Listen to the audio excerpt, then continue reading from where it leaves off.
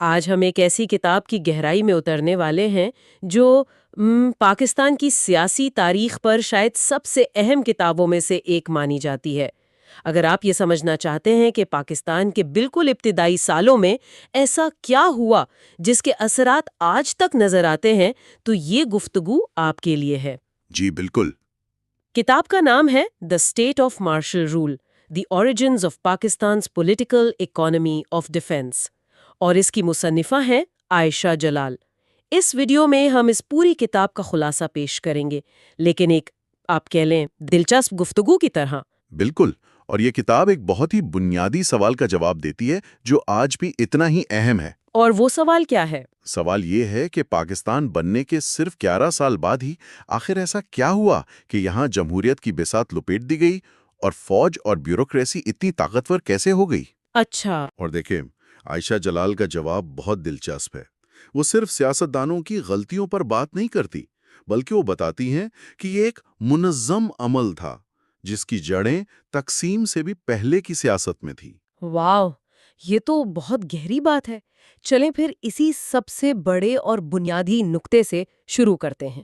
1940 کی قرارداد لاہور۔ جی، ہم سب نے کتابوں میں پڑھا ہے کہ یہ پاکستان کا مطالبہ تھا، لیکن عائشہ جلال اس پر ایک بالکل مختلف زاویہ پیش کرتی ہیں۔ جی، اور یہی اس کتاب کا سب سے پہلا آپ کہہ لیں دھماکہ خیز دعویٰ ہے۔ اچھا۔ جلال کا موقف ہے کہ جناح اور مسلم لیگ کا مقصد شاید وہ پاکستان تھا ہی نہیں جو 1947 میں بنا۔ ایک منٹ، یہ کیا بات ہوئی؟ یہ تو بہت حیران کن بات ہے۔ جی، ہم تو ہمیشہ سے یہی سنتے آئے ہیں کہ پاکستان جناح کا خواب تھا، لیکن عائشہ جلال یہ کہہ رہی ہیں کہ جو ملک بنا وہ ان کے اصل پلان کا حصہ نہیں تھا۔ بالکل۔ ان کے مطابق پاکستان کا مطالبہ آل انڈیا سطح پر کانگریس کے ساتھ اقتدار میں برابر کی شراکت کے لیے ایک بارگیننگ چپ تھا، سودے بازی کا ایک ذریعہ۔ اچھا، یعنی دو قومی نظریے کا مقصد الگ ملک نہیں تھا۔ ان کے مطابق اس کا اصل مقصد متحدہ ہندوستان کے اندر مسلمانوں کے لیے ہندوؤں کے برابر سیاسی حقوق اور نمائندگی حاصل کرنا تھا۔ مطلب مرکز میں ایک مضبوط پوزیشن۔ جی، مرکز میں ایک ایسی حکومت جہاں مسلمانوں کا ویٹو پاور ہو۔ خود لاہور کی قرارداد بھی بہت مبہم تھی۔ اس میں آزاد ریاستوں یعنی انڈیپینڈنٹ اسٹیٹس کا ذکر تھا، ریاست یعنی اسٹیٹ کا نہیں۔ صحیح۔ اور مرکز کیسا ہوگا اس پر کوئی بات نہیں تھی۔ اس پر مکمل خاموشی تھی۔ تو پھر 1947 میں جو ہوا وہ منصوبے کے مطابق نہیں تھا۔ عائشہ جہال اس کے لیے ایک بہت سخت اصطلاح استعمال کرتی ہیں، سیاسی اسقاط حمل، یعنی a political abortion۔ اوہ۔ ان کا کہنا ہے کہ پنجاب اور بنگال کی تقسیم کے ساتھ بننے والا پاکستان جناح کے تصور کے مطابق ہندوستان کا ایک برابر کا حصے دار نہیں تھا، بلکہ ایک الگ ہونے والی ریاست یعنی سیسیڈنگ اسٹیٹ تھا۔ اچھا، اس فرق کو تھوڑا واضح کریں۔ برابر کا حصے دار اور الگ ہونے والی ریاست میں کیا فرق ہے؟ دیکھیں، برابر کا حصے دار بننے کا مطلب تھا مرکز میں طاقت، جبکہ الگ ہونے کا مطلب تھا کمزور وسائل کے ساتھ ایک نئی شروعات کرنا۔ اور اس نے ہندوستان میں رہ جانے والے کروڑوں مسلمانوں کا مسئلہ بھی تو حل نہیں کیا۔ صحیح، اور اسی کمزور شروعات نے ہی پھر آگے کی تمام مشکلات کی بنیاد رکھی۔ جی ہاں، ریاست کو بنتے ہی بے تحاشا چیلنجز کا سامنا تھا۔ سب سے پہلے تو انتظامی افراتفری تھی۔ مطلب کوئی سیٹ اپ ہی نہیں تھا؟ کوئی مرکزی ڈھانچہ نہیں تھا۔ کراچی کو دارالحکومت تو بنا دیا گیا، لیکن جلال لکھتی ہیں کہ وہاں نہ دفتر تھے، نہ فرنیچر، نہ کاغذ، نہ قلم۔ اتنی بری حالت؟ حالت اتنی خراب تھی کہ ماؤنٹ بیٹن نے مذاقن کہا تھا کہ پاکستانی حکومت کو خیمے میں بیٹھ کر کام چلانا پڑے گا۔ یعنی بالکل صفر سے شروعات کرنی پڑی۔ اور اس افراتفری میں نظام کس نے سنبھالا پھر؟ یہاں سے بیوروکریسی کا کردار شروع ہوتا ہے۔ اچھا۔ صرف چند 100 تربیت یافتہ سول سرونٹس تقریباً 150 سے 200 کے درمیان پاکستان کے حصے میں آئے۔ ان کی سربراہی کر رہے تھے چودھری محمد علی۔ تو ان چند لوگوں نے پورا ملک چلایا؟ مجبوری تھی، چونکہ کوئی سیاسی ڈھانچہ نہیں تھا، اس لیے اس چھوٹی سی بیوروکریسی نے ایک انتہائی مرکزی نظام قائم کیا جہاں سارے فیصلے اوپر سے ہوتے تھے۔ یہیں سے اختیارات کے مرکز کی بنیاد پڑی۔ اور ظاہر خزانہ بھی خالی ہوگا۔ شدید مالی بحران تھا۔ اثاثوں کی تقسیم پر ہندوستان کے ساتھ شدید تنازعات تھے۔ پاکستان کو نقد بیلنس میں 750 ملین روپے ملے، جبکہ دعویٰ 1 ارب کا تھا۔ اور اپنی کرنسی بھی نہیں تھی شروع میں؟ شروع میں تو پاکستان کا اپنا کرنسی نوٹ بھی نہیں تھا اور ریزرو بینک آف انڈیا ہی دونوں ملکوں کے لیے کام کر رہا تھا۔ اور فوج کا کیا حال تھا؟ فوجی کمزوری ایک بہت بڑا مسئلہ تھی۔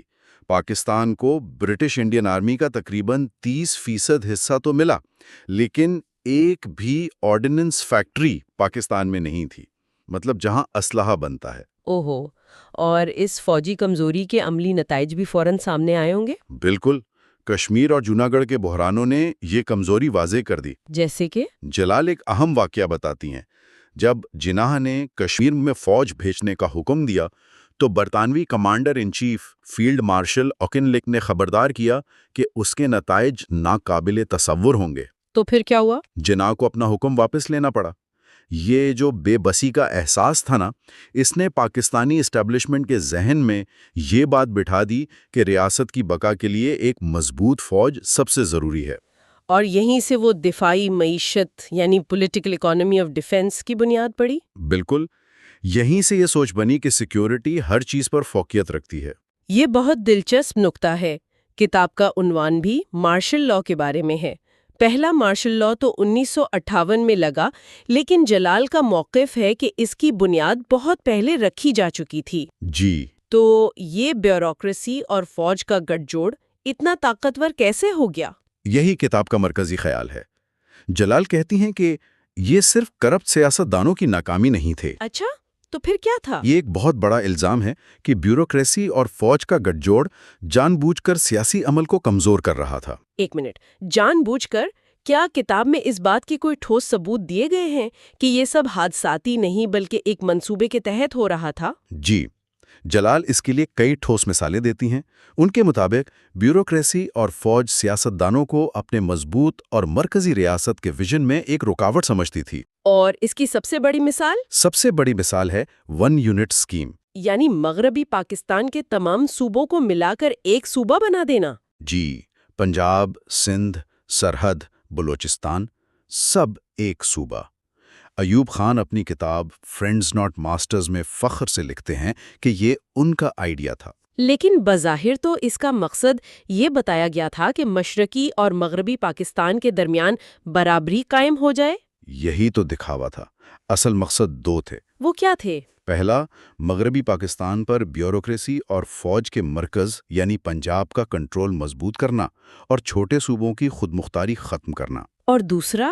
دوسرا، مشرقی پاکستان کی بنگالی آبادی کی عددی برتری کو سیاسی طور پر کمزور کرنا۔ یہ صوبائی حقوق پر ایک بہت بڑا حملہ تھا جسے ایک فوجی جنرل نے ڈیزائن کیا اور بیوروکریسی نے نافذ کیا۔ اور سیاسی سطح پر بھی تو براہ راست مداخلت ہو رہی تھی، ہے نا؟ بالکل۔ 1954 میں گورنر جنرل غلام محمد، جو خود ایک سابق بیوروکریٹ تھے، نے آئین ساز اسمبلی کو ہی برخاست کر دیا۔ یہ تو ایک غیر آئینی قدم تھا۔ بالکل غیر آئینی۔ اور اسکندر مرزا، جو ایک فوجی آفیسر سے بیوروکریٹ بنے تھے، اور جنرل ایوب خان اس فیصلے کے پیچھے اہم کردار تھے۔ مرزا کا وہ کنٹرولڈ ڈیموکریسی کا نظریہ۔ جی وہی، جس کا مطلب تھا کہ پاکستانی عوام جمہوریت کے لیے تیار نہیں ہیں اور انہیں ڈنڈے کے زور پر چلانے کی ضرورت ہے۔ لیکن ایک غیر آئینی قدم کو قانونی کیسے بنایا گیا؟ یہاں عدلیہ کا کیا کردار تھا؟ یہاں سے ایک اور اہم باب شروع ہوتا ہے۔ فیڈرل کورٹ نے جسٹس منیر کی سربراہی میں اس غیر آئینی اقدام کو نظریہ ضرورت یعنی ڈاکٹرن آف نیسیسٹی کے تحت قانونی جواز فراہم کر دیا۔ نظریہ ضرورت؟ جی، اس کا مطلب یہ تھا کہ اگر ریاست کو بچانے کے لیے کوئی غیر آئینی قدم اٹھانا ضروری ہو تو عدالت اسے قانونی مان لے گی۔ لیکن یہ تو بہت خطرناک بات ہے۔ ناقدین یہی کہتے ہیں کہ اس ایک فیصلے نے مستقبل میں ہر غیر آئینی اقدام اور مارشل لا کے لیے دروازے کھول دیے۔ یعنی بیوروکریسی، فوج اور عدلیہ تینوں ایک ہی صفحے پر آ گئے تھے۔ اور سیاستدانوں کو قابو کرنے کے لیے کیا کیا گیا؟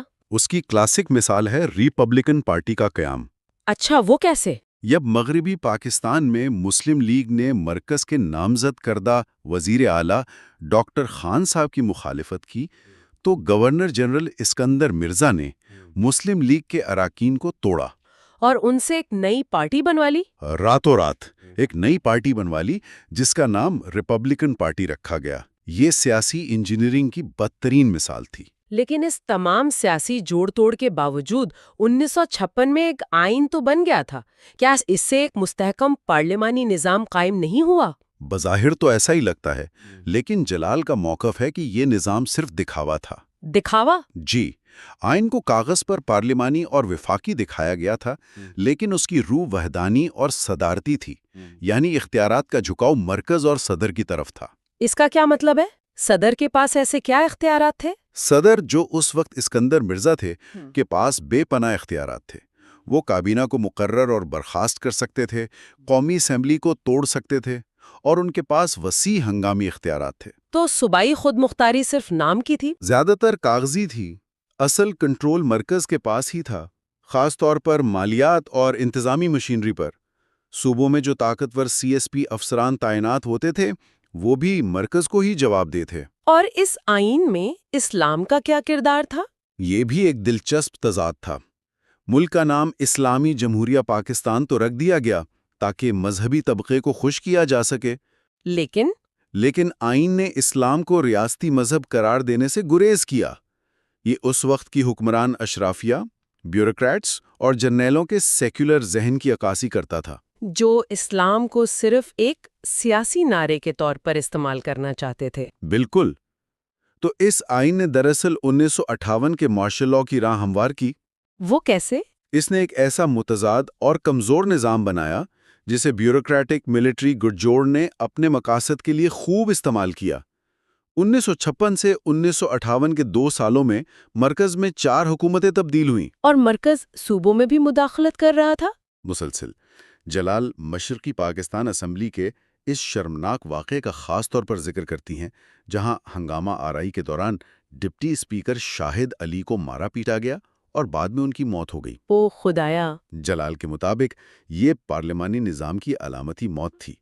اس واقعے نے اسٹیبلشمنٹ کو یہ بہانہ فراہم کر دیا کہ سیاستدان ملک چلانے کے قابل نہیں ہیں اور اب فوج کو براہ راست مداخلت کرنی پڑے گی۔ تو ہم نے دیکھا کہ سیاسی اور آئینی طور پر ایک غیر منتخب طبقہ اپنا کنٹرول مضبوط کر رہا تھا، لیکن اتنے بڑے کنٹرول کو قائم رکھنے کے لیے پیسہ اور ایک نظریہ دونوں ضروری ہوتے ہیں۔ جی بالکل۔ جلال کی کتاب میں ان دونوں یعنی معیشت اور اسلام کے کردار پر بھی گہری نظر ڈالی گئی ہے۔ پہلے معیشت کی بات کرتے ہیں۔ یہ وہی پولیٹیکل اکانومی آف ڈیفنس کا تصور ہے جس کا ہم نے شروع میں ذکر کیا تھا۔ اسے آسان الفاظ میں سمجھائیں۔ اسے ایسے سمجھیں کہ اگر ایک گھر کی ساری آمدنی صرف چوکیدار اور گیٹ کو مضبوط کرنے پر لگ جائے تو گھر کے اندر تعلیم، صحت کے لیے کچھ نہیں بچے گا۔ پاکستان کی معیشت شروع سے ہی ایسی بن گئی جہاں فوج کی ضروریات پوری کرنے کے لیے باقی تمام شعبوں کو نظر انداز کیا گیا۔ اعداد و شمار کیا کہتے ہیں؟ اعداد و شمار حیران کن ہے۔ 1947 سے 1953 کے درمیان دفاعی اخراجات ملکی بجٹ کا 51 سے 71% تک رہے۔ 71%؟ یہ تو بہت ہی زیادہ ہے۔ اس کا عام لوگوں اور ملک کے مختلف حصوں پر کیا اثر پڑا؟ اس کا سب سے برا اثر مشرقی پاکستان پر پڑا۔ ریاست کو یہ بھاری دفاعی اخراجات پورے کرنے کے لیے وسائل چاہیے تھے، جو اس نے مشرقی پاکستان کی پٹسن کی برآمدات سے حاصل کیے۔ مطلب پیسہ مشرقی پاکستان سے آتا تھا لیکن خرچ مغربی پاکستان میں ہوتا تھا۔ جی، فوج اور بیوروکریسی پر۔ اس پالیسی نے زراعت کو نظر انداز کیا اور صنعت کو فروغ دیا، جس کا فائدہ بھی زیادہ تر مغربی پاکستان کو ہوا۔ اسی سے شدید علاقائی عدم مساوات اور احساس محرومی نے جنم لیا، جو آگے چل کر ملک ٹوٹنے کی ایک بڑی وجہ بنی۔ بالکل۔ اور اسی معاشی ماڈل کو چلانے کے لیے بیرونی امداد کی بھی ضرورت پڑی ہوگی۔ امریکہ کے ساتھ اتحاد کا یہی پس منظر تھا؟ جی ہاں، امریکہ اس وقت سوویت یونین کے خلاف دنیا بھر میں اتحاد بنا رہا تھا۔ پاکستان اس سرد جنگ کا حصہ بن گیا۔ سیٹو اور بغداد پیکٹ جیسے فوجی معاہدوں میں شامل ہونا اسی ڈھانچے کو سہارا دینے کے لیے فوجی اور معاشی امداد حاصل کرنے کا ایک طریقہ تھا۔ اس امداد نے فوج کو اور طاقتور بنا دیا؟ بہت زیادہ طاقتور بنا دیا، لیکن اس نے پاکستان کی معیشت اور خارجہ پالیسی کو بیرونی طاقتوں پر بہت زیادہ انحصار کرنے والا بھی بنا دیا۔ یعنی معیشت کا پورا ڈھانچہ ہی فوج کو مرکز میں رکھ کر بنایا گیا۔ اب دوسرے ستون کی بات کرتے ہیں، نظریہ یعنی اسلام کا کردار۔ آپ نے کہا کہ حکمران اشرافیہ سیکولر تھیں، تو پھر اسلام کا نعرہ کیوں استعمال کیا گیا؟ جلال کے مطابق ریاست نے اسلام کو ایک نظریے کے طور پر کئی مقاصد کے لیے استعمال کیا۔ پہلا، ہندوستان سے اپنی الگ شناخت قائم رکھنا۔ ٹھیک ہے۔ دوسرا، پاکستان کے اندر بنگالی، پنجابی، سندھی، پختون جیسی مختلف قومیتوں کو ایک نام پر متحد کرنے کا تاثر دینا۔ اور تیسرا، ایک مضبوط مرکزی حکومت کے اختیار کو جواز بخشنا۔ مطلب یہ ایک مصلحت آمیز قدم تھا۔ جی، ریاستی منتظمین، جناح سے لے کر لیاقت علی خان اور بعد کے بیوروکریٹس اور جرنیلوں تک، خود تو جدید اور سیکولر سوچ کے مالک تھے، لیکن انہوں نے صوبائیت اور سماجی تناؤ کو کم کرنے کے لیے اسلامی نعروں کا سہارا لیا۔ لیکن کیا اس حکمت عملی کا کوئی الٹا اثر بھی ہوا؟ بالکل ہوا۔ اس دوگلی پالیسی نے مذہبی جماعتوں، خاص طور پر مولانا مودودی کی جماعت اسلامی کے لیے سیاسی میدان میں جگہ بنا دی۔ اچھا۔ وہ یہ مطالبہ کرنے لگے کہ اگر یہ ملک اسلام کے نام پر بنا ہے تو یہاں حقیقی اسلامی ریاست اور شرعی نظام نافذ کیا جائے۔ قرارداد مقاصد پر ہونے والی بحث اسی کشمکش کی پہلی مثال تھی۔ اور ثقافتی سطح پر اس کے کیا اثرات ہوئے؟ ثقافتی طور پر اردو کو قومی زبان کے طور پر مسلط کرنے کی کوشش کی گئی، جسے ایک اسلامی ورثے سے جوڑا گیا۔ اس فیصلے نے ملک کے اکثریتی حصے یعنی بنگالی بولنے والے مشرقی پاکستان میں شدید رد عمل پیدا کیا۔ انہیں لگا کہ ان کی زبان اور ثقافت کو دبایا جا رہا ہے۔ جی، اس طرح اسلام کا نام اتحاد کے لیے استعمال کیا گیا، لیکن اس کی تشریح نے اتحاد کے بجائے مزید تقسیم پیدا کی۔ تو اگر ہم اس ساری گفتگو کا خلاصہ کریں تو the state of martial rule کا مرکزی نقطہ کیا ہے؟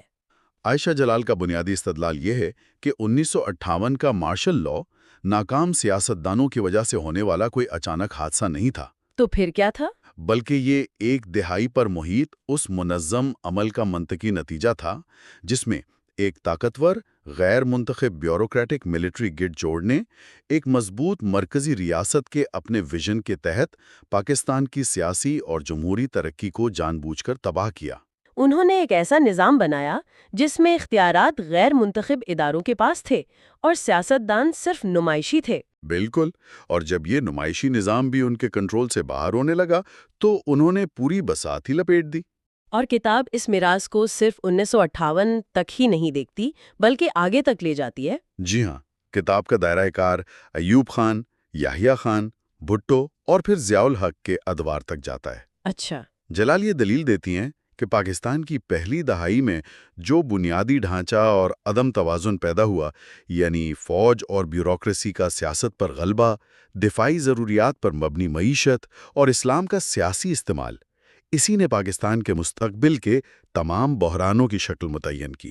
یہ تو ایک بہت ہی گہری اور سنجیدہ بحث ہے۔ آخر میں ہمارے سامعین کے لیے ایک سوال چھوڑے جاتے ہیں۔ جی ضرور۔ کتاب کہتی ہے کہ پاکستان کی پہلی دہائی میں جو طاقت کے ڈھانچے بنے وہ بنیاد بن گئے۔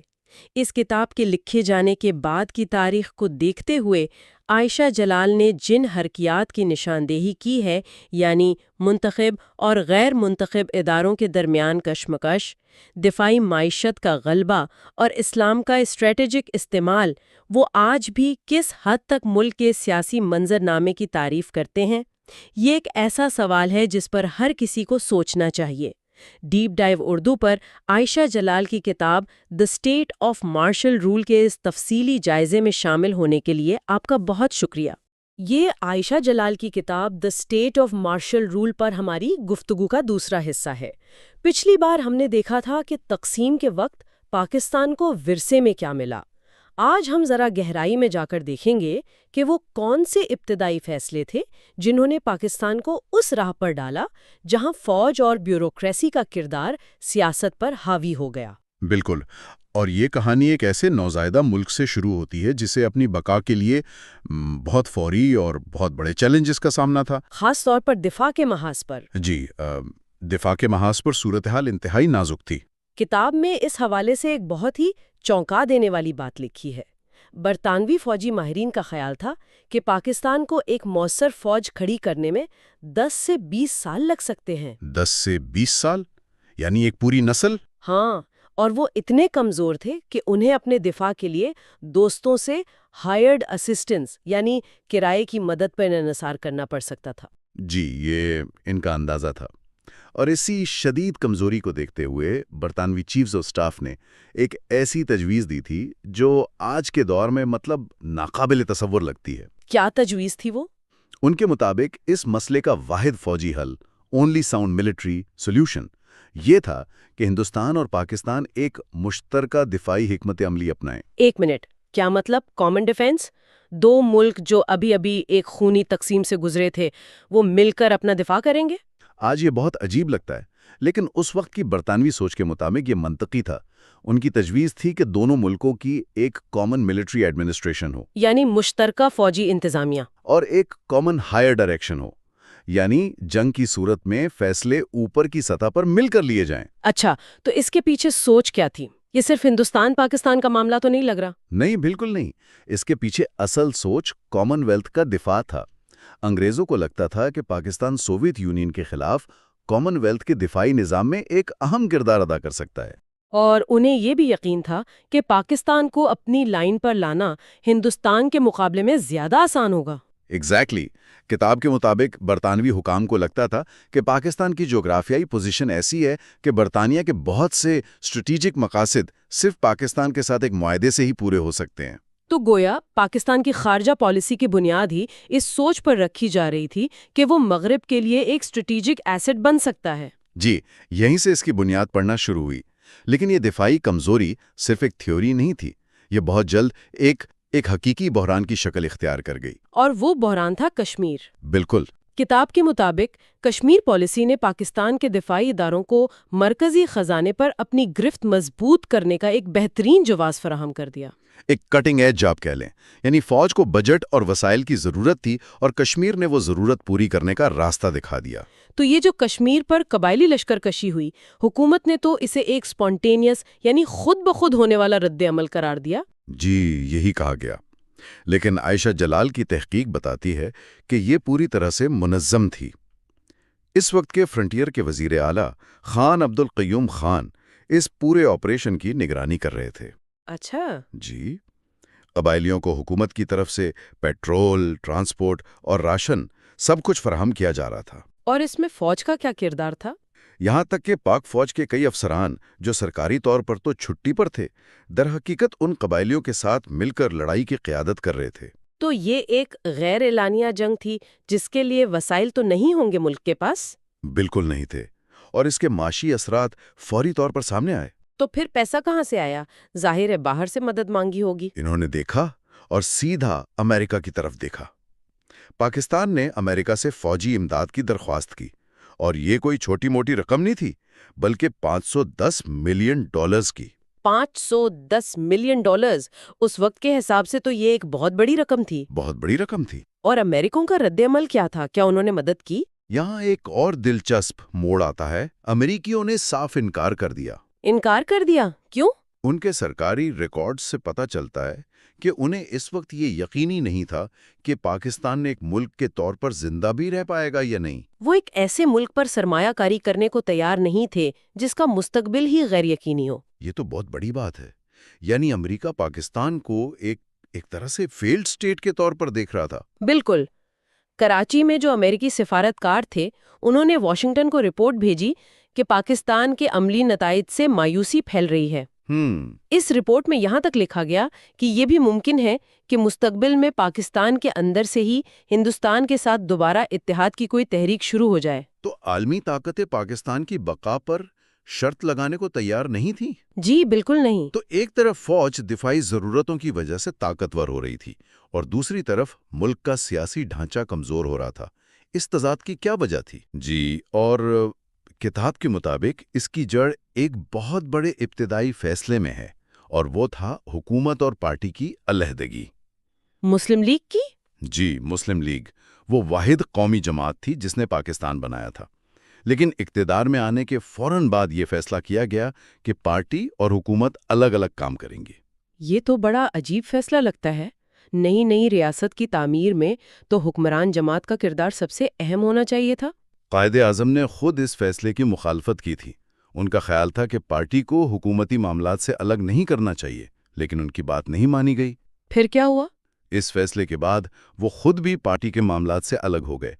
اس کا نتیجہ یہ نکلا کہ مسلم لیگ جو عوام میں جڑیں رکھتی تھی، وہ غیر فعال ہو کر رہ گئی۔ مطلب حکومت اور عوام کے درمیان رابطہ ٹوٹ گیا؟ بالکل۔ اب ریاست کی تعمیر سیاسی عمل کے ذریعے نہیں، بلکہ صرف بیوروکریسی یعنی انتظامی مشینری کے ذریعے ہونے لگی۔ اور اس سے ایک سیاسی خلا پیدا ہو گیا جسے پھر غیر سیاسی قوتوں نے پر کیا۔ بالکل یہی ہوا۔ اس سیاسی خلا کو ایک انتہائی طاقتور مرکزی حکومت نے پر کیا، جو اب بھی 1935 کے برٹش انڈیا ایکٹ کے تحت چل رہی تھی۔ اچھا، وہی پرانا قانون؟ جی، اور اس ایکٹ نے مرکز کو صوبوں پر بے پناہ اختیارات دیے تھے۔ اسی وجہ سے مرکز اور صوبوں کے درمیان شدید کشیدگی پیدا ہونا شروع ہو گئی۔ تو آئیے اس کشیدگی کو تھوڑا کھولتے ہیں، پنجاب سے شروع کرتے ہیں۔ وہاں کیا صورتحال تھی؟ پنجاب میں ایک الگ ہی افراتفری تھی۔ یہاں بڑے زمینداروں کا راج تھا جو تقسیم کی ابتری کا فائدہ اٹھا کر مہاجرین کی زمینوں پر قبضے کر رہے تھے۔ اور سیاسی طور پر؟ سیاسی طور پر صوبے کے دو بڑے رہنماؤں نواب ممدود اور میاں ممتاز دولت تانہ کی آپسی لڑائیوں نے صوبائی حکومت کو مکمل طور پر مفلوج کر دیا تھا۔ یعنی ملک کے سب سے بڑے صوبے میں قیادت کا بحران چل رہا تھا؟ جی، اور مشرقی بنگال کا معاملہ تو اس سے بھی کہیں زیادہ پیچیدہ تھا۔ بالکل۔ مشرقی بنگال کا محاذ سب سے سنگین تھا۔ وہاں مسائل کی کئی پرتیں تھیں۔ سب سے پہلے زبان کا تنازع، پھر معاشی استحصال کا احساس، اور یہ تاثر کہ ان پر مغربی پاکستان کی بیوروکریسی حکومت کر رہی ہے۔ جی، جنہیں ان کی ثقافت یا مسائل سے کوئی دلچسپی نہیں۔ کتاب میں ایک بہت تلخ جملہ ہے اس حوالے سے کون سا؟ کہ بنگالی محسوس کرتے تھے کہ مغربی پاکستان ہندوستان کے ساتھ اپنی سرجنگ آخری بنگالی کے دم تک لڑنے کو تیار ہے۔ یعنی انہیں لگتا تھا کہ کشمیر اور مغربی سرحدوں کی حفاظت کے لیے ان کے وسائل استعمال ہو رہے ہیں، جبکہ ان کے اپنے مسائل نظر انداز کیے جا رہے ہیں۔ درست۔ اچھا، سندھ کی طرف آتے ہیں۔ وہاں بھی جاگیردارانہ سیاست تھی، لیکن وہاں سب سے بڑا مسئلہ کیا تھا؟ وہاں سب سے بڑا مسئلہ اور غم و غصے کی وجہ کراچی کی علیحدگی تھی۔ یعنی کراچی کو وفاقی علاقہ بنانا؟ جی، مرکز نے صوبے کے سب سے بڑے شہر، اس کے معاشی مرکز اور دارالحکومت کو صوبے سے الگ کر کے وفاقی علاقہ بنا دیا۔ اس فیصلے نے پورے سندھ میں مرکز کے خلاف شدید ناراضگی پیدا کی۔ اور صوبہ سرحد اور بلوچستان؟ سرحد میں خان عبد القیوم خان کی آہنی حکومت تھی، جسے مرکز کی مکمل حمایت حاصل تھی، جبکہ بلوچستان کا معاملہ تو اور بھی پیچیدہ تھا۔ وہاں تو الحاق کا مسئلہ شروع سے ہی تھا۔ بالکل۔ خان آف کلات نے پاکستان میں شامل ہونے سے انکار کیا، جس کے جواب میں مرکز نے وہاں فوج بھیج دی۔ اس فوجی کارروائی نے بلوچ عوام میں مرکز کے خلاف ایک مستقل ناراضگی پیدا کر دی۔ تو خلاصہ یہ ہے کہ ہمارے پاس ایک طاقتور ہوتی ہوئی فوج ہے، ایک کمزور سیاسی نظام اور چاروں طرف ناراض اور بے چین صوبے۔ جی، اور یہ ایک ایسا ماحول تھا جس میں غیر منتخب اداروں کا طاقت پکڑنا تقریباً یقینی لگتا ہے۔ اور یہی ہوا۔ اسی دوران راولپنڈی سازش کیس بھی سامنے آیا۔ جی، اس سے یہ بھی ظاہر ہوا کہ فوج کے اندر بھی کشمیر اور خارجہ پالیسی پر گہرے اختلافات موجود تھے۔ لیکن غیر منتخب اداروں کا اصل طاقت کا مظاہرہ تو 1 یونٹ اسکیم کی شکل میں سامنے آیا۔ بالکل، یہ بیوروکریسی اور فوج کے گٹھ جوڑ کا پہلا بڑا منصوبہ تھا۔ سرکاری طور پر تو کہا گیا کہ مغربی پاکستان کے تمام صوبوں کو ملا کر ایک صوبہ بنانے کا مقصد انتظامی سہولت ہے۔ لیکن اصل مقصد کچھ اور تھا۔ جی، اصل مقصد تھا قومی اسمبلی میں مشرقی بنگال کی عددی برتری کو ختم کرنا۔ پیرٹی کا اصول، یعنی اگر مغربی پاکستان ایک صوبہ بن جائے تو مشرقی اور مغربی پاکستان کے درمیان نشستیں برابر ہو جائیں گی۔ جی، اور یہ منصوبہ صوبوں پر مسلط کیا گیا۔ صوبائی اسمبلیوں سے منظوری حاصل کرنے کے لیے دباؤ اور بلیک میلنگ جیسے ہتھ کنڈے استعمال کیے گئے۔ یہ ایک طرح کا انتظامی کو تھا۔ اس سب کا نتیجہ بالآخر 1956 کے آئین کی صورت میں نکلا۔ 9 سال کے بعد ملک کو پہلا آئین ملا۔ کاغذ پر تو یہ ایک اسلامی جمہوریہ اور پارلیمانی نظام تھا، لیکن کیا یہ واقعی ایسا تھا؟ عائشہ جلال کی تحقیق کے مطابق یہ آئین صرف دکھاوے کے لیے پارلیمانی اور وفاقی تھا۔ اچھا، اصل میں تمام اختیارات صدر کو دے دیے گئے تھے، جو اس وقت اسکندر مرزا تھے، ایک سابق بیوروکریٹ اور فوجی آفیسر۔ اور ان کے پاس کیا اختیارات تھے؟ آئین نے صدر کو یہ اختیار دیا کہ وہ جب چاہیں وزیر اعظم اور اسمبلی کو برطرف کر سکتے ہیں۔ یعنی پارلیمنٹ کی کوئی حیثیت ہی نہیں تھی۔ بہت کم۔ ایمرجنسی نافذ کرنے کے اختیارات بھی صدر کے پاس تھے۔ کتاب میں اسے پارلیمانی حکومت کے لیے خطرہ قرار دیا گیا ہے۔ اور مالی اور انتظامی کنٹرول؟ وہ بھی مکمل طور پر مرکز کے پاس تھا، جس نے صوبائی خود مختاری کو ایک مذاق بنا کر رکھ دیا۔ یہ در حقیقت ایک جمہوری ریاست کا نہیں، بلکہ ایک بیوروکریٹک ریاست کا آئین تھا۔ تو ہم دیکھتے ہیں کہ 1956 تک بنیاد مکمل طور پر رکھی جا چکی تھی۔ ہمارے پاس ایک طاقتور فوج تھی، ایک کمزور اور ٹوٹا پھوٹا سیاسی نظام تھا، ناراض صوبے تھے، اور سب سے اوپر ایک بیوروکریٹک فوجی اتحاد تھا جو ہر قیمت پر اقتدار پر اپنی گرفت قائم رکھنا چاہتا تھا۔ جی، یہ ایک ایسا ڈھانچہ تھا جس نے ایک ایسے بحران کو جنم دیا جس سے بچنا تقریباً ناممکن تھا۔ سٹیج پوری طرح تیار ہو چکا تھا کہ اب غیر منتخب ادارے رسمی طور پر بھی اقتدار پر قابض ہو جائیں۔ آئین بن تو گیا تھا، لیکن اس پر عمل درآمد کی نیت کہیں نظر نہیں آ رہی تھی۔ تو یہ سفر یہیں ختم نہیں ہوتا، بلکہ یہاں سے ایک نئے اور فیصلہ کن باب کا آغاز ہوتا ہے۔ اگلے حصے میں ہم دیکھیں گے کہ کس طرح یہ تمام تضادات اور اندرونی کشمکش 1958 میں پاکستان کی پہلی فوجی مداخلت پر منتج ہوئے، ایک ایسے واقعے پر جس نے ملک کی تاریخ کا رخ ہمیشہ کے لیے بدل کر رکھ دیا۔ یہ عائشہ جلال کی کتاب the state of martial rule پر ہماری گفتگو کا تیسرا حصہ ہے۔ پچھلی بار ہم نے دیکھا کہ پاکستان کے پہلے وزیر اعظم لیاقت علی خان کے قتل کے بعد ملک میں ایک بہت بڑا سیاسی خلا پیدا ہو گیا تھا۔ جی، آج ہم اسی پر بات کریں گے کہ اس خلا کو پر کرنے کے لیے اقتدار کی کشمکش کیسے شروع ہوئی اور اس کھیل میں کون سے کھلاڑی سامنے آئے۔ بالکل، اور یہ جو دور ہے نا، اکتوبر 1951 سے اکتوبر 1954 کا، یہ پاکستان کی تاریخ میں شاید سب سے اہم ہے۔ اچھا، جی، یہ وہ وقت تھا جب طاقت کا توازن سیاستدانوں کے ہاتھ سے نکل کر بیوروکریٹس اور جرنلوں کے ہاتھ میں جا رہا تھا۔ یہ ایک تکونی بازی تھی، ایک 3 کارنرڈ گیم تھی، جس نے پاکستان کی سیاست کا رخ ہمیشہ کے لیے بدل دیا۔ اچھا، تو اس کی تہیں کھولتے ہیں۔ لیاقت علی خان کے بعد فوری طور پر حکومت کی باغ ڈور کس نے سنبھالی؟ تو ہوا یہ کہ گورنر جنرل خواجہ ناظم الدین کو وزیر اعظم بنا دیا گیا۔ اب یہ پارلیمانی روایات کے بالکل خلاف تھا۔ کیسے؟ دیکھیں، اصولی طور پر تو وزیر اعظم کی وفات پر کابینہ تحلیل ہو جاتی ہے، لیکن یہاں موجودہ کابینہ نے ہی ان پر دباؤ ڈالا کہ وہ یہ عہدہ سنبھال لیں۔ ایک منٹ، یہ بہت عجیب بات ہے۔ ایک تجربہ کار سیاستدان خواجہ ناظم الدین وزیر اعظم بن گئے، تو ان کے اوپر یعنی گورنر جنرل کے عہدے پر کسے بٹھایا گیا؟ ان کی جگہ پنجاب سے تعلق رکھنے والے ایک بیوروکریٹ غلام محمد نئے گورنر جنرل بن گئے۔ غلام محمد ایک سخت منتظم کے طور پر جانے جاتے تھے، اور وہ سیاستدانوں کو اور پارلیمانی نظام کو کچھ خاص پسند نہیں کرتے تھے۔ تو یہ تو ایک ٹائم بم کی طرح لگتا ہے۔ ایک طرف ایک کمزور شہرت رکھنے والے سیاسی رہنما، جی، اور دوسری طرف ایک طاقتور بیوروکریٹ جو سیاست کو ہی پسند نہیں کرتا۔ کیا یہ تصادم پہلے دن سے ہی طے نہیں تھا؟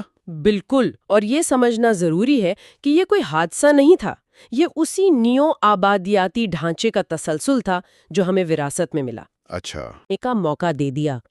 اور اسی وجہ سے پاکستان میں طاقت کے 2 مراکز ابھر رہے تھے، ایک کراچی میں اور دوسرا راولپنڈی میں۔ جی، ایک سیاسی مرکز کراچی میں تھا اور دوسرا فوجی مرکز راولپنڈی میں، جہاں GHQ تھا، اور وقت کے ساتھ ساتھ راولپنڈی کا مرکز زیادہ طاقتور ہوتا جا رہا تھا۔ کیسے؟ Army chief general Ayub Khan وہ فوج کی تنخواہوں، گھروں اور پینشن کے مسائل میں ذاتی دلچسپی لے رہے تھے، جس سے فوج میں ان کی حمایت بڑھ رہی تھی۔ اور صرف اندرونی معاملات میں نہیں، وہ خارجہ پالیسی میں بھی اپنا کردار بڑھا رہے تھے، ہے نا؟ بہت زیادہ۔ وہ حکومت کو بائی پاس کر کے براہ راست مغربی ممالک سے، خاص طور پر امریکہ سے، مشرق وسطی کے دفاعی معاہدوں میں شامل ہونے کی بات کر رہے تھے۔ یعنی مڈل ایسٹ کمانڈ میں؟ جی، دسمبر 1951 میں وہ ترکی کے ذریعے اس دفاعی اتحاد میں شامل ہونے کی کوشش کر رہے تھے، اور شاید وزیر اعظم ناظم الدین کو اس کو ٹھیک سے علم بھی نہیں تھا۔ باپ رے! تو اس سے صاف ظاہر تھا کہ اصل طاقت کا محور سیاست سے فوج کی طرف منتقل ہو رہا ہے۔ ٹھیک ہے، تو ایک طرف فوج اپنا اثر و رسوخ بڑھا رہی تھی اور دوسری طرف ملک معاشی طور پر دیوالیہ ہونے کے قریب تھا، جس سے ظاہر ہے حکومت کی گرفت کمزور پڑ رہی ہوگی۔ بالکل۔ کیا اس کمزوری کا فائدہ دوسرے سیاسی اور مذہبی عناصر بھی اٹھا رہے تھے؟ آپ نے بالکل صحیح پکڑا ہے۔ ناظم الدین کی حکومت کو کئی بڑے بحرانوں کا سامنا تھا۔ پہلا بڑا بحران تو معاشی ہی تھا۔ اچھا۔ کورین جنگ کی وجہ سے پاکستان کی ایکسپورٹس، خاص طور پر پٹ سن اور کپاس کو جو فائدہ ہوا تھا نا، وہ جنگ کے خاتمے کے بعد ختم ہو گیا۔ پاکستان کی برآمدات کی قیمت 20% تک گر گئی، اوہو۔ جبکہ درآمدات 38% مہنگی ہو گئیں۔ اور حکومت کی پالیسی کیا تھی اس وقت؟ حکومت نے صنعت کاری کو فروغ دینے کے لیے ایک بہت لبرل امپورٹ پالیسی جاری رکھی ہوئی تھی، مطلب 85% درآمدات بغیر لائسنس کے آ سکتی تھی۔ لیکن اگر آپ کی برآمدات کم ہو رہی ہوں تو ایسی پالیسی ملک کو دیوالیہ کر سکتی ہے، اور پاکستان کے ساتھ بھی تقریباً یہی ہوا۔ فارن ایکسچینج ریزرو تیزی سے ختم ہونے لگے۔ اور اس معاشی کمزوری نے آپ کہہ رہی ہیں کہ مذہبی سیاست کے لیے دروازہ کھول دیا؟ بالکل، جماعت اسلامی اور مجلس احرار جیسی جماعتیں حکومت کی کمزوری کا بھرپور فائدہ اٹھا رہی تھیں، اور خواجہ ناظم الدین خود بھی مذہبی طبقے کے لیے نرم گوشہ رکھتے تھے، جس کی وجہ سے ان گروہوں کو کھل کر کھیلنے کا موقع ملا۔ اور اسی دوران احمدیہ مخالف تحریک نے زور پکڑا۔ جی، مجلس احرار جو قیام پاکستان کی مخالف رہی تھیں، اب اپنی کھوئی ہوئی ساخت بحال کرنے کے لیے احمدیہ کمیونٹی کے خلاف ایک پرشدت مہم شروع کر چکی تھیں۔ ان کا مطالبہ کیا تھا؟ تو ان کا مطالبہ تھا کہ احمدیوں کو غیر مسلم اقلیت قرار دیا جائے اور وزیر خارجہ ظفر اللہ خان جیسے اہم عہدوں پر فائز احمدیوں کو ہٹایا جائے۔ اس تحریک نے ملک، خاص طور پر پنجاب کو اپنی لپیٹ میں لے لیا۔ ٹھیک ہے، تو مرکز تو معاشی اور مذہبی بحرانوں میں گھرا ہوا تھا، صوبوں میں کیا صورتحال تھی؟ پنجاب جو ہمیشہ سے سیاست کا مرکز رہا ہے، وہاں کیا ہو رہا تھا؟ پنجاب میں حالات سب سے زیادہ خراب تھے۔ وزیر اعلیٰ میاں ممتاز دولتانہ نے زرعی اصلاحات کا وعدہ تو کیا، لیکن وہ خود ایک بڑے جاگیردار تھے۔ اچھا، تو جاگیرداروں کے دباؤ میں آ کر انہوں نے جو اصلاحات کیں وہ بالکل بے اثر تھیں۔ اس پر جاگیرداروں نے بدلہ لینے کے لیے گندم کی ذخیرہ اندوزی شروع کر دی اور صوبے میں ایک مصنوعی قحط پیدا کر دیا۔ تو دولتانہ ایک ڈبل گیم کھیل رہے تھے، ایک طرف جاگیرداروں کو خوش کر رہے تھے اور دوسری طرف احمدیہ مخالف تحریک کو اپنے سیاسی مقاصد کے لیے استعمال کر رہے تھے۔ ان پر یہی الزام ہے۔ کہا جاتا ہے کہ وہ اس تحریک کے ذریعے مرکز پر دباؤ ڈال کر پنجاب کے لیے مزید معاشی اور آئینی حقوق حاصل کرنا چاہتے تھے، لیکن یہ کھیل ان کے کنٹرول سے باہر ہو گیا۔ اور پھر کیا ہوا؟ حالات اتنے خراب ہوئے کہ مارچ 1953 میں لاہور میں مارشل لاء لگانا پڑا۔ یہ پاکستان کی تاریخ میں پہلا مارشل لاء تھا۔ پہلا مارشل لاء۔ اور مشرقی بنگال؟ وہاں تو پہلے ہی مرکز سے شدید کشیدگی چل رہی تھی۔ مشرقی بنگال میں مرکز اور صوبے کے درمیان تعلقات شروع سے ہی آپ کہہ سکتی ہیں کہ نو آبادیاتی نوعیت کے تھے۔ زبان کا مسئلہ، پٹسن کے تجارت میں ناانصافی اور معاشی استحصال، ان سب نے بنگالی عوام میں شدید ناراضگی پیدا کر دی تھی۔ اور پھر 1952 میں جب وزیر اعظم ناظم الدین، جو خود بنگالی تھے، انہوں نے ڈھاکہ میں اردو کو قومی زبان قرار دیا تو ایک طوفان کھڑا ہو گیا۔ اور اسی کے نتیجے میں 21 فروری کا وہ مشہور واقعہ پیش آیا۔ جی، 21 فروری 1952 کو ڈھاکہ میں زبان کی تحریک کے دوران طلباء کے جلوس پر پولیس نے فائرنگ کی، جس میں کئی طلباء ہلاک ہو گئے۔ اس واقعے نے مسلم لیگ کی سیاست کو مشرقی بنگال میں ہمیشہ کے لیے دفن کر دیا۔ یہ تو ایک بہت بڑا ٹرننگ پوائنٹ تھا۔ جی، بہت بڑا، جس کے اثرات 1971 تک گئے۔ تو پنجاب اور مشرقی بنگال بحران کا شکار تھے، باقی صوبوں سندھ اور سرحد میں کیا ہو رہا تھا؟ سندھ میں جاگیرداروں کی آپسی لڑائیاں عروج پر تھیں۔ ایوب کھوڑو جیسے طاقتور سیاستدانوں کی وجہ سے صوبے میں سیاسی عدم استحکام اتنا بڑھ گیا تھا کہ بالآخر مرکز کو گورنر راج لگانا پڑا۔ اور سرحد میں؟ دوسری طرف صوبہ سرحد یعنی موجودہ خیبر پختونخوا، وہاں خان عبد القیوم خان کی آمرانہ حکومت تھیں۔ وہ صوبے کو اپنی ذاتی جاگیر کی طرح چلا رہے تھے اور مرکز کے لیے بھی ایک چیلنج بنے ہوئے تھے۔ ٹھیک ہے، ذرا صورتحال کو سمیٹتے ہیں۔ معاشی تباہی، لاہور میں فسادات اور مارشل لاء، مشرقی بنگال میں زبان کی تحریک پر فائرنگ، اور باقی صوبوں میں سیاسی افراتفری۔ جی، ایسا لگتا ہے کہ پورا سیاسی نظام ہی ٹوٹنے والا تھا۔ اور اسی جواز کو بنیاد بنا کر اسٹیبلشمنٹ نے اپنا پہلا بڑا قدم اٹھایا۔ کیا؟ اپریل 1953 میں گورنر جنرل غلام محمد نے خواجہ ناظم الدین کی حکومت کو برطرف کر دیا۔ اور اس میں جو سب سے اہم بات ہے نا، وہ یہ کہ یہ کوئی سیاسی تبدیلی نہیں تھی، یہ ایک بیوروکریٹک ملٹری کو تھا۔ بیوروکریٹک ملٹری کو، یہ ایک بہت دلچسپ اصطلاح ہے۔ تو اس کا مطلب یہ ہوا کہ یہ سیاست دانوں کا فیصلہ نہیں تھا، بلکہ یہ بیوروکریسی اور فوج نے مل کر وزیر اعظم کو گھر بھیج دیا، حالانکہ انہیں پارلیمنٹ میں اکثریت حاصل تھی۔ بالکل یہی ہوا۔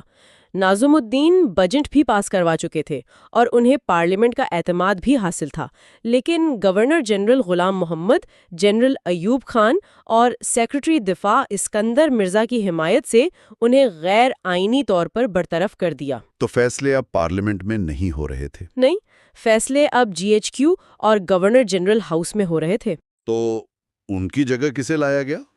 یقیناً کسی ایسے شخص کو جو اسٹیبلشمنٹ کے لیے قابل قبول ہو۔ جی، ان کی جگہ امریکہ میں پاکستان کے سفیر محمد علی بوگرا کو نیا وزیر اعظم بنایا گیا۔ بوگرا کا تعلق مشرقی بنگال سے تھا، لیکن وہ ایک کمزور سیاسی شخصیت تھے۔ تو انہیں لانے کا اصل مقصد کیا تھا؟ اصل مقصد امریکہ سے تعلقات بہتر بنانا اور فوجی اور معاشی امداد، خاص طور پر گندم کی امداد حاصل کرنا تھا۔ اصل طاقت اب بھی اسی بیوروکریٹک ملٹری اتحاد کے پاس ہی تھی۔ تو بوگرا کے آنے کے بعد بھی کھیل وہی پرانے کھلاڑی کھیل رہے تھے۔ اچھا، اس دوران مشرقی بنگال کے انتخابات کا کیا ہوا؟ وہاں تو مسلم لیگ کی سیاست ختم ہو چکی تھی۔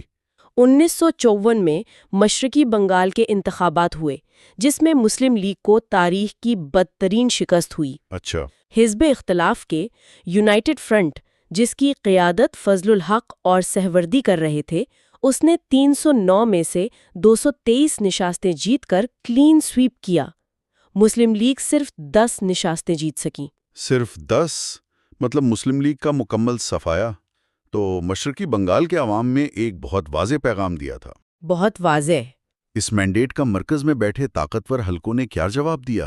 دیکھیں، یونائٹڈ فرنٹ نے صوبائی خود مختاری کا مطالبہ کیا تھا، جس میں مرکز کے پاس صرف دفاع، خارجہ امور اور کرنسی کے محکمے رہنے تھے۔ یہ مطالبہ اسٹیبلشمنٹ کو کسی صورت قبول نہیں تھا۔ یعنی یہ ایک پیٹرن تھا؟ جی، یہ پاکستان کی تاریخ کا ایک المیہ ہے۔ جب بھی عوام نے کوئی ایسا واضح مینڈیٹ دیا جو مرکز کو پسند نہیں آیا، اس مینڈیٹ کو کسی نہ کسی بہانے رد کر دیا گیا۔ 1954 میں جو کچھ مشرقی بنگال میں ہوا، وہ ایک پیٹرن کی شروعات تھی۔ تو انہوں نے کیا بہانہ بنایا؟ مرکز نے آدم جی جھوٹ ملز میں بنگالی اور غیر بنگالی مزدوروں کے درمیان ہونے والے فسادات کا بہانہ بنایا، جس میں 400 لوگ مارے گئے تھے۔ ان فسادات کا الزام کمیونسٹوں اور بھارت پر لگایا گیا، اور صرف 2 مہینے بعد ہی 30 مئی 1954 کو مشرقی بنگال میں منتخب حکومت کو برطرف کر دیا گیا۔ صرف 2 مہینے بعد؟ جی، وہاں گورنر راج نافذ کر دیا گیا اور اسکندر مرزا کو گورنر بنا کر بھیجا گیا۔ یعنی عوام کے ووٹ کی کوئی حیثیت نہیں رہی۔ پہلے مرکز میں وزیر اعظم کو ہٹایا، پھر صوبے میں ایک مقبولی حکومت کو ختم کر دیا۔ اس کے بعد تو صرف آئین ساز اسمبلی ہی بچی تھی۔ اور اگلا نمبر اسی کا تھا، جب آئین ساز اسمبلی نے کچھ ایسے قوانین منظور کیے جن سے گورنر جنرل کے وزراء کو برطرف کرنے کے اختیارات کم ہو رہے تھے۔ تو غلام محمد نے اس کا بھی جواب دیا۔ جی، وہ ابھی امریکہ کے دورے سے واپس آئے تھے اور ان کے ساتھ جنرل ایوب خان بھی تھے۔ تو انہوں نے کیا کیا؟ 24 اکتوبر 1954 کو غلام محمد نے فوج کی حمایت سے پوری آئین ساز اسمبلی کو ہی تحلیل کر دیا۔ کیا؟ پوری اسمبلی کو؟ پوری کی پوری اسمبلی کو انہوں نے ایمرجنسی نافذ کر دی اور کہا کہ موجودہ اسمبلی عوام کی نمائندگی کھو چکی ہے اور ملک کو ایک آئینی بحران سے نہیں نکال سکتی۔ یعنی انہوں نے صرف سب کو گھر بھیج دیا؟ جس ادارے نے ملک کا آئین بنانا تھا اسے ہی ختم کر دیا؟ جی بالکل، اور اس کے بعد ایک کابینہ آف ٹیلنٹس یعنی صلاحیتوں کی کابینہ بنائی گئی۔ اس کابینہ میں جنرل ایوب خان کو وزیر دفاع اور اسکندر مرزا کو وزیر داخلہ بنایا گیا۔ اس طرح پاکستان میں پارلیمانی سیاست کا پہلا دور عملی طور پر ختم ہو گیا اور ایک آئینی آمیریت قائم ہو گئی۔ آئینی آمیریت یعنی آئین کی چھتری تلے آمیریت؟ یہ تو بہت بڑا تضاد ہے۔ اس کا مطلب ہے کہ کاغذ پر تو جمہوریت تھی، لیکن اصل فیصلے بندوق اور قلم کے زور پر ہو رہے تھے۔ آپ نے بالکل ٹھیک سمجھا۔ یہ ایک ایسا نظام تھا جس میں آئین کے دیے گئے اختیارات کو ہی استعمال کر کے جمہوری عمل کو ختم کر دیا گیا۔ نام کی کابینہ تھی، لیکن اصل طاقت بیوروکریسی اور فوج کے پاس تھی۔ تو اگر ہم 1951 سے 1954 کے اس دور کو دیکھیں تو کیا ہم یہ کہہ سکتے ہیں کہ یہ وہ فیصلہ کن موڑ تھا جہاں پاکستان کی ریاست کی بنیادوں میں سیاستدان کمزور ہوتے گئے اور سول ملٹری بیوروکریسی ہمیشہ کے لیے ایک طاقتور کھلاڑی بن کر ابھری؟ بلا شبہ یہ وہ دور تھا جس نے مستقبل میں فوج کی براہ راست مداخلت کی راہ ہموار کی۔ ریاست بنانے کا عمل یعنی اسٹیٹ بلڈنگ، جو بیوروکریسی اور فوج کا کام سمجھا جاتا تھا، وہ سیاسی عمل پر پوری طرح حاوی ہو چکا تھا۔ اچھا، عوام کے نمائندوں سے بہتر جانتے ہیں کہ ملک کے لیے کیا صحیح ہے۔ یہ سفر یہی ختم نہیں ہوتا۔ اگلے حصے میں ہم دیکھیں گے کہ 1954 میں آئین ساز اسمبلی کی تحلیل کے بعد ملک کو آئین کیسے ملا اور وہ کون سے حالات تھے جو 1958 کے مارشل لاء کا باعث بنے۔ آج ہم عائشہ جلال کی کتاب the state of martial law کے آخری حصے کو کھنگال رہے ہیں۔ عام طور پر جو کہانی سنائی جاتی ہے وہ یہ ہے کہ 1958 میں پاکستان کا پہلا مارشل لاء سیاست دانوں کی ناکامی کی وجہ سے لگا۔ لیکن کیا کہانی واقعی اتنی سیدھی ہے؟ نہیں، بالکل بھی نہیں۔ کتاب کا جو مین آرگیومنٹ ہے نا، وہ یہی ہے کہ یہ صرف سیاستدانوں کی ناکامی کا ایک ریاکشن نہیں تھا۔ اچھا، 1944 سے 1958 کے دوران ایک بہت طاقتور گٹھ جوڑ بیوروکریسی اور فوج کا، جسے وہ ایکسس کہتی ہیں، وہ صرف حالات نہیں دیکھ رہا تھا۔ تو وہ ایکٹیو تھے؟ وہ نہ صرف ایکٹیو تھے بلکہ وہ اس سیاسی افراتفری کو اپنے مقاصد کے لیے استعمال کر رہے تھے۔ ان کا ایک کلیئر ایجنڈا تھا۔ کیا ایجنڈا تھا ان کا؟ پاکستان کو انڈسٹریلائز اور ملٹرائز کرنا، اور سیاستدانوں کی یہ آپسی لڑائیاں یہ انہیں اپنے ایجنڈے کو آگے بڑھانے کے لیے ایک پرفیکٹ کور دے رہی تھی۔ تو آپ یہ کہہ رہے ہیں کہ وہ صرف تماشا نہیں دیکھ رہے تھے بلکہ ایک طرح سے ڈائریکٹر کی کرسی پر بیٹھے تھے۔ بالکل۔ اس کی کوئی بڑی مثال ملتی ہے ہمیں اس دور سے؟ سب سے بڑی مثال تو 1954 میں پہلی آئین ساز اسمبلی کی تحلیل تھی۔ کتاب اسے ایک کانسٹیٹیوشنل کوریٹا کہتی ہے، یعنی ایک آئینی بغاوت۔ آئینی بغاوت، یہ تو بڑی اسٹرانگ ٹرم ہے۔ جی، اور اسکندر مرزا کا ایک مشہور قول ہے جو اس پوری سوچ کو ظاہر کرتا ہے کہ سیاستدانوں کو اگنور کرو اور انہیں ایک دوسرے کو تباہ کرنے دو۔ واہ! وہ ریاست کے مفاد کو اپنے اداروں یعنی فوج اور بیوروکریسی کے مفاد کے برابر سمجھ رہے تھے۔ اور یہیں سے وہ کنٹرول ڈیموکریسی کا نظریہ آیا ہوگا پھر؟ بالکل وہیں سے۔ یہ سننے میں ہی کتنا عجیب لگتا ہے، جمہوریت بھی اور کنٹرولڈ بھی۔ مطلب یہ تھا کہ دکھنے میں تو جمہوریت ہو لیکن اصل کنٹرول وہ ان کے ہاتھ میں رہے۔ ایوب خان نے خود اس کا ایک خاکہ پیش کیا تھا کہ سیاستدان ملک چلائیں لیکن اگر ٹرین پٹری سے اتر جائے تو کوئی ہو جو اسے واپس پٹری پر چڑھا سکے۔ اور وہ طاقت ظاہر ہے فوج اور بیوروکریسی ہی ہو سکتی تھی۔ یہ کوئی خفیہ منصوبہ نہیں تھا، وہ کھلے عام یہ چاہتے تھے۔ تو اس پلان کو عمل میں لانے کے لیے 1 یونٹ اسکیم ان کا پہلا بڑا قدم تھا؟ جی بالکل، بظاہر تو اس کا مقصد بڑا اچھا تھا کہ مغربی پاکستان کے سارے صوبوں کو ملا کر قومی یکجہتی بڑھائی جائے۔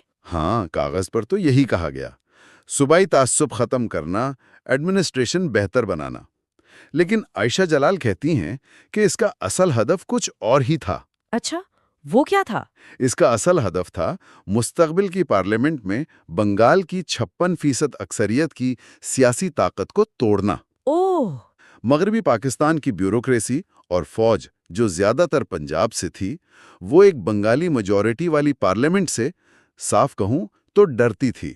1 یونٹ اسکیم اس طاقت کو بیلنس کرنے کی ایک چال تھی۔ لیکن چھوٹے صوبوں نے اسے قبول کیسے کر لیا؟ مطلب سندھ، سرحد، انہوں نے مزاحمت نہیں کی؟ مزاحمت ہوئی، بالکل ہوئی، لیکن اسے کچل دیا گیا۔ یہ کوئی جمہوری عمل نہیں تھا۔ کتاب بتاتی ہے کہ اس کے لیے صرف پرسویشن نہیں، بلکہ دھمکیاں بھی دی گئیں۔ کھلی دھمکیاں۔ صاف کہا گیا کہ یا تو اسکیم مان لو یا پھر پولیٹیکل اوبلیوین یعنی سیاسی گمنامی کے لیے تیار ہو جاؤ۔ مطلب مائی وے اور دی ہائی وے والی بات تھی۔ بالکل۔ جو وزرائے اعلیٰ نہیں مان رہے تھے جیسے پنجاب کے فیروز خان نون، انہیں ہٹا دیا گیا۔ NWFP کے وزیر اعلیٰ سردار عبدالرشید کو بھی یہی پیغام دیا گیا کہ لائن پر آ جائیں۔ یہ اتفاق رائے نہیں تھا، یہ مرکز کی مرضی مسلط کی جا رہی تھی۔ جب سیاست دانوں پر اتنا دباؤ تھا تو اس وقت ہماری عدالتیں کہاں تھیں؟ کیا کسی نے اس سب کو چیلنج نہیں کیا؟ کیا؟ اور یہ کہانی کا ایک بہت ہی دلچسپ موڑ ہے۔ جب گورنر جنرل نے اسمبلی توڑی تو اسمبلی کے اسپیکر مولوی تمیز الدین خان اسے سندھ ہائی کورٹ میں لے گئے، اور حیرت انگیز طور پر سندھ ہائی کورٹ نے ان کے حق میں فیصلہ دے دیا، اسمبلی بحال کر دی۔ واہ! تو ایک لمحے کے لیے ایسا لگا کہ شاید جمہوری نظام خود کو بچا لے گا۔ ایسا ہی لگا تھا سب کو. یہ اس بیوروکریٹک ملٹری ایکسس کے لیے ایک بہت بڑا دھچکا تھا. لیکن ظاہر ہے یہ خوشی زیادہ دیر نہیں رہی ہوگی. نہیں، بالکل نہیں. مرکز نے اس فیصلے کو فیڈرل کورٹ میں چیلنج کیا اور وہاں چیف جسٹس منیر کی سربراہی میں عدالت نے ایک ایسا فیصلہ دیا جس نے پاکستان کی تاریخ کا رخ ہی موڑ دیا. انہوں نے فیصلہ الٹ دیا. انہوں نے فیصلہ ایک ٹیکنیکل پوائنٹ پر کالعدم قرار دے دیا. ایک منٹ، ٹیکنیکل پوائنٹ پر؟ تو انہوں نے یہ فیصلہ ہی نہیں دیا کہ اسمبلی توڑنا صحیح تھا یا غلط؟ نہیں، انہوں نے اصل سوال کو چھیڑا ہی نہیں.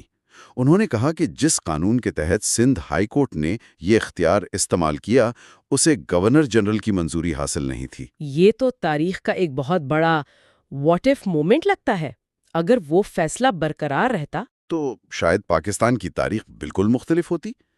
اس ایک فیصلے نے انتظامیہ کو مقننہ یعنی پارلیمنٹ پر برتری دے دی اور پھر اسی عدالت نے نظریہ ضرورت یعنی ڈاکٹرن آف نیسیسٹی کا سہارا لے کر گورنر جنرل کے سارے غیر آئینی اقدامات کو قانونی جواز دے دیا. جی، اور بس وہیں سے آنے والے فوجی قبضے کے لیے قانونی دروازہ کھل گیا. اس سارے ڈرامے کے بعد آخرکار 1956 میں پاکستان کو ایک آئین ملا. اسلامی جمہوریہ، پارلیمانی نظام. کاغذ پر تو سب بہت اچھا لگ رہا تھا. کاغذ پر ہی اچھا لگ رہا تھا. کتاب اسے ایک کانسٹیٹیوشنل آرٹیفیکٹ کہتی ہے. آرٹیفیکٹ یعنی صرف ایک دکھاوے کی چیز؟ بالکل، جس کے اندر بحران کے بیچ پہلے سے بو دیے گئے تھے. یہ صرف نام کا پارلیمانی نظام تھا. اصل طاقت صدر کے پاس تھی اور اسکندر مرزا نے یہ عہدہ اپنے لیے پہلے ہی پکا کر لیا تھا. تو وزیر اعظم کی کیا حیثیت تھی پھر؟ ایک مینیجر جیسی جسے صدر جب چاہے نوکری سے نکال سکتا تھا. صدر کابینہ بنا سکتا تھا، توڑ سکتا تھا، اسمبلی تحلیل کر سکتا تھا. یہ ایک صدارتی نظام تھا جسے پارلیمانی نظام کے لباس میں چھپایا گیا تھا. اور صوبوں کے اختیارات کا کیا بنا؟ وفاقی نظام کا؟ وہ تو ایک دھوکہ تھا، ایک اسموک اسکرین. صوبوں کو اختیارات تو دیے لیکن پیسے کا کنٹرول اور بیوروکریسی یعنی سی ایس پی افسران وہ سب مرکز کے ہاتھ میں تھے. تو ریموٹ کنٹرول مرکز کے پاس ہی رہا. بالکل. اور آرٹیکل 126 تو ایسا تھا کہ مرکز جب چاہتا صوبائی حکومت کو ہدایات دے سکتا تھا. تو یہ آئین ہی سیاستدانوں کو کمزور رکھنے کے لیے بنایا گیا تھا. تو اتنے کمزور آئین کے ساتھ یہ تو طے تھا کہ حالات خراب ہی ہوں گے. کتاب کے مطابق مرکز اس نظام کے ناکام ہونے کا صرف انتظار نہیں کر رہا تھا، وہ اسے تیز بھی کر رہے تھے. جی، وہ یہی کر رہے تھے. محلاتی سازشیں عروج پر تھی. مرکز نے مسلم لیگ کو کمزور کرنے کے لیے اس کے اندر سے ایک نئی جماعت بنوائی، ریپبلکن پارٹی. یہ سیاست نہیں تھی، یہ جوڑ توڑ تھا. اور یہ وفاداریاں کیسے خریدی جاتی تھیں؟ زمینوں، روڈ پرمٹس، لائسنسوں کی بندر بانٹ کی گئی. جو نہیں مانتا تھا اس کے خلاف سرکاری مشینری استعمال ہوتی تھی. تو اس دور میں اتنے وزیر اعظم کیوں آئے اور گئے؟ چودھری محمد علی، سہروردی، نون. کوئی بھی ٹک نہیں سکا کیونکہ صدر اور ان کا ایکسس مسلسل ان کی حکومتوں کی ٹانگیں کھینچ رہے تھے. سہروردی کی بات کرتے ہیں. وہ ایک بنگالی وزیر اعظم تھے. یہ تو ایک بہت بڑی پیش رفت ہونی چاہیے تھی مشرقی پاکستان کے لیے. ہونی چاہیے تھی، لیکن کتاب انہیں ایک یرغمال بنگالی کہتی ہے. اے کیپٹیو بنگالی. یرغمال؟ ایک ایسا وزیر اعظم جسے اقتدار میں رہنے کے لیے اپنے ہی صوبے کے بنیادی مطالبات جیسے صوبائی خود مختاری پر سمجھوتا کرنا پڑ رہا تھا. یہ بہت تلخ حقیقت تھی. اور اس ساری سیاسی افراتفری کا معیشت پر کیا اثر پڑ رہا تھا؟ تباہی. معیشت بالکل تباہی کے دہانے پر تھی. دفاع پر بے تحاشا اخراجات، پولیٹیکل انسٹیبلٹی، کرپشن. پاکستان کا پہلا 5 سالہ منصوبہ بری طرح ناکام ہوا.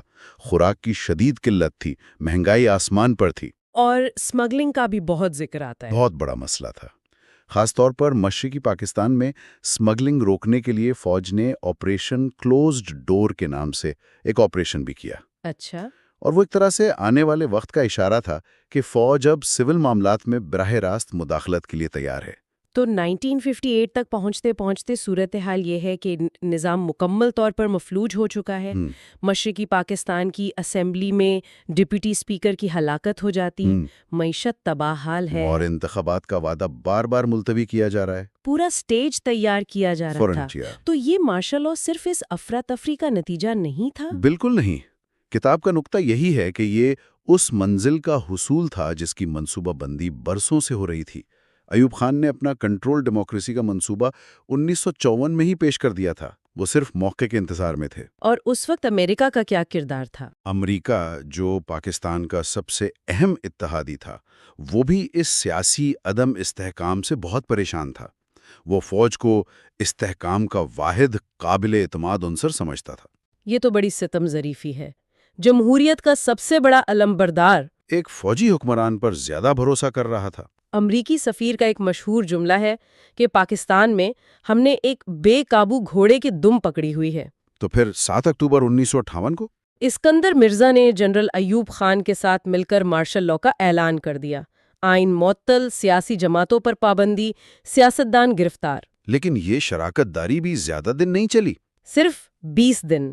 20 دن بعد ایوب خان نے اسکندر مرزا کو بھی ملک بدر کر دیا اور مکمل اختیارات خود سنبھال لیے۔ تو کتاب کا حتمی موقف یہ ہے کہ یہ کوئی طاقت کا خلا یعنی پاور ویکیوم نہیں تھا جسے فوج نے آ کر پر کیا۔ ہرگز نہیں۔ یہ اس طویل عمل کا منطقی انجام تھا جس میں بیوروکریٹک ملٹری ایکسس نے پہلے اپنی طاقت کو مستحکم کیا، پھر سیاسی اداروں کو اندر سے کھوکھلا کیا اور آخر میں انہیں ختم کر کے خود اقتدار سنبھال لیا۔ اس پوری کہانی میں اسلام کے کردار پر بھی بات کر لیتے ہیں۔ پاکستان اسلام کے نام پر بنا، تو ریاست نے اسلام کو کیسے استعمال کیا اس پورے کھیل میں؟ کتاب کے مطابق اسلام کو ایک irresistible expedient یعنی ایک ناگزیر حربے کے طور پر استعمال کیا گیا۔ ناگزیر حربہ؟ مطلب یہ ایک ایسا نعرہ تھا جو ایک انتہائی ڈائیورس ملک کو ظاہری طور پر متحد کر سکتا تھا۔ اس نے مرکزی حکومت کو معاشرے پر اپنا کنٹرول مضبوط کرنے میں مدد دی۔ یہ ایک ایسی ریاست کو لیجٹمیسی دینے کا ذریعہ تھا جس کی معاشرے میں جڑیں بہت کمزور تھیں۔ لیکن اس میں ایک تضاد بھی تو ہے۔ جناح نے اپنی 11 اگست کی تقریر میں ایک سیکولر ریاست کا ویژن دیا، اور دوسرے موقعوں پر عظیم اسلامی ریاست کی بات بھی کی، تو انہوں نے بھی اسے سیاسی طور پر استعمال کیا۔ سے ایک آئیڈیالوجیکل ولڈرنیس یعنی ایک نظریاتی صحرا پیدا ہوا۔ 1949 کی قرارداد مقاصد اسی تضاد کو بیلنس کرنے کی ایک کوشش تھی، لیکن وہ جان بوجھ کر مبہم رکھی گئی۔ مبہم کیسے؟ اس نے ریاست کو اسلامی ہونے کا دعویٰ کرنے کی اجازت دی، جبکہ اشرافیہ اپنی لبرل زندگی گزارتی رہی۔ ریاست اسلام کو اپنی لیجیٹمیسی کے لیے استعمال تو کرنا چاہتی تھی، لیکن اس کی پابند نہیں ہونا چاہتی تھی۔ تو اگر ہم اس ساری بحث کو سمیٹیں تو پاکستان کی پہلی دہائی کی کہانی صرف ناکام سیاستدانوں کی نہیں ہے۔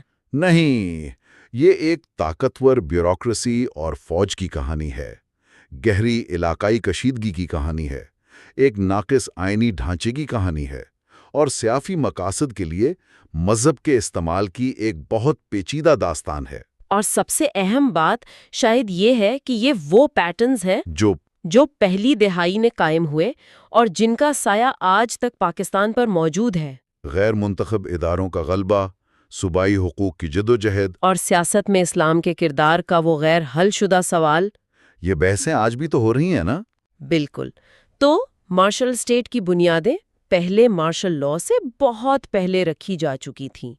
جی، یہ اس کتاب کا سب سے بڑا ٹیک اوے ہے۔ عائشہ جلال کے کام کا یہ گہرا جائزہ واقعی آنکھیں کھول دیتا ہے۔ یہ سفر یہیں ختم نہیں ہوتا۔